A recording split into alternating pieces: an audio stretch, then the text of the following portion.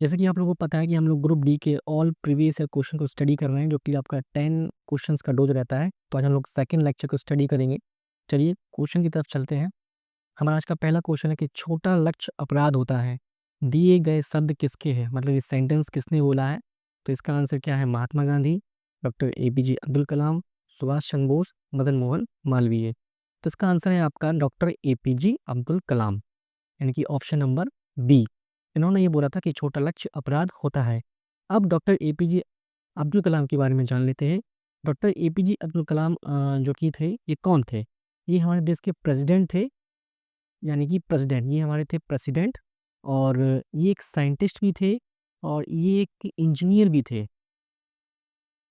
और इनका जन्म जो हुआ था वो 15 अक्टूबर 1931 में तमिलनाडु के रामेश्वरम नामक शहर में हुआ था। और इनकी मृत्यु जो हुई 27 जुलाई 2015 को, एक इनकी उम्र थी 83 ईयर्स। इनकी मृत्यु हुई मेघालय के शिलोंग नामक शहर में। तो ये जो थे 2002 में, यानी कि 2002 में 11th नंबर के प्रेसिडेंट, 11वें नंबर के ये प्रेसिडेंट बनाए गए थे। किसने बनाया था? सत्तारूढ़ पार्टी बीजेपी, उस समय की जो पार्टी सत्ता में थी वो थी आपकी बीजेपी, और जो विपक्ष में बैठी थी वो थी कांग्रेस। उन दोनों के समर्थन से इनको जो है भारत का 11वां राष्ट्रपति बनाया गया था, डॉक्टर एपीजे अब्दुल कलाम जी को। और उन्होंने अपनी सेवाएं इसरो, डीआरडीओ जैसी ऑर्गेनाइजेशन में भी दी। इसरो यानी कि इंडियन स्पेस रिसर्च ऑर्गेनाइजेशन, और डीआरडीओ डीआरडीओ यानी कि डिफेंस रिसर्च डेवलपमेंट ऑर्गेनाइजेशन। तो इसका आंसर क्या था आपका? Option number B.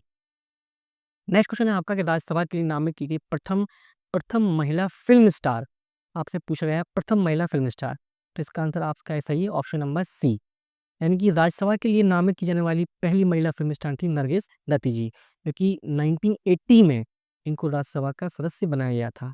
और ये एक भारतीय फिल्म अभिनेत्री थी।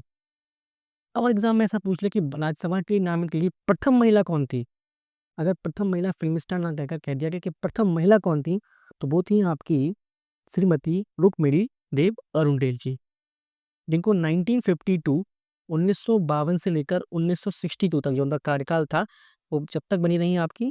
तो प्रथम महिला कौन थी जो कि नामित थी रही? रुक्मिणी देव अरुणडेल, जो कि इसकी प्रसिद्धि ये थी, एक नृत्यांगना जो कि भरतनाट्यम के लिए इन्होंने कार्य किया था। तो इस क्वेश्चन का आंसर था ऑप्शन नंबर 2। आपका क्वेश्चन का आंसर था option number C, Nargis Dutt, यानी कि option number C. Next question है लेजर का आविष्कार किसने किया? लेजर आप जानते हैं, लेजर का फुल फॉर्म होता है आपका light amplification by stimulated emission of radiation. तो ये लेजर का आपका फुल फॉर्म होता है। तो इसका इसका किसने किया था? ये है आपके टी एच मेमन। तो ऑप्शन नंबर ए इसका सही आंसर है, इन्होंने लेजर का आविष्कार किया। इसको आप डायरेक्टली ऐसे लर्न कर लीजिए, एग्जाम में पूछा गया क्वेश्चन है ये। नेक्स्ट क्वेश्चन है कि शरीर का वह कौन सा भाग है जो कभी भी विश्राम नहीं करता है, कभी भी रेस्ट नहीं करता है? तो वो है आपका ये आंसर, ऑप्शन नंबर डी, यानी कि हृदय। हृदय कभी भी जो है आपका, हार्ट जो है कभी भी आपका रेस्ट नहीं करता, ये कंटिन्यू आपकी बॉडी में रन करता रहता है। Option number sorry question number 5 जो है आपका, वो है मैराथन दौड़ की दूरी कितनी होती है? जो मैराथन आपकी रनिंग होती है वो कितनी उसकी दूरी होती है, डिस्टेंस क्या होती है? 25 माइल, 25 माइल 100 गज, 25 माइल 385 गज, 27 माइल 400 गज।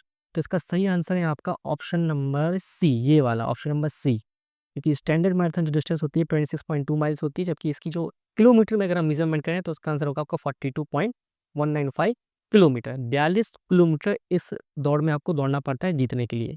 इस क्वेश्चन नंबर 5 का आपका आंसर है option number C. Next question है किस राज्य ने देसी गाय को राजमाता का दर्जा दिया?